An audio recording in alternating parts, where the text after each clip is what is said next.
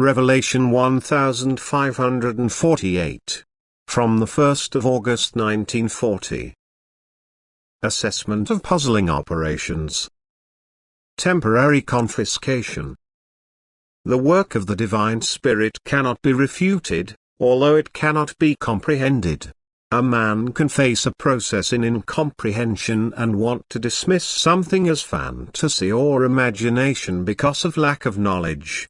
But never a man, whose ability to judge is more developed, can completely refute this work, because he encounters forces, which he cannot explain to himself and therefore will not deny them unscrupulously.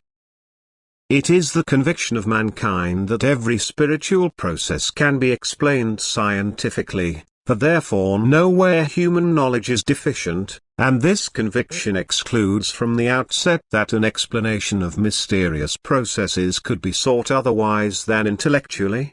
So man will now also want to fathom intellectually where such spiritual results come about. But he will never be able to refute these results, because then he would have to delve into problems which are unsolvable for him without spiritual help. He can therefore only judge the emergence itself, affirmatively or rejectingly, but never the emergence, because such is beyond his judgment. Who looks at himself and everything around him only with earthly eyes, he does not want to unravel problems which lie outside of the earthly, therefore he cannot judge. However, whoever has only a little contact with the supernatural, by letting his thoughts wander at times into regions unknown to him, will always be questioning the infinity, and the questioner will hold back with his judgment.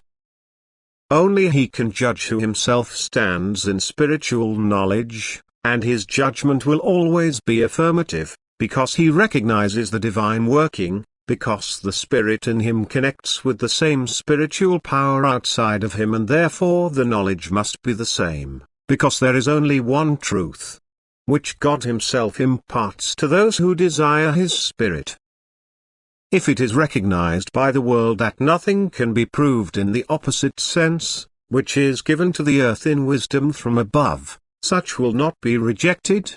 If, however, the judgment is left to incompetent people, then the work experiences a temporary confiscation, which, however, is also permitted by God's will in order to cause a certain circle to deal with it more thoroughly. But the Lord protects his work, even if it seems that human power is greater and all hope is lost.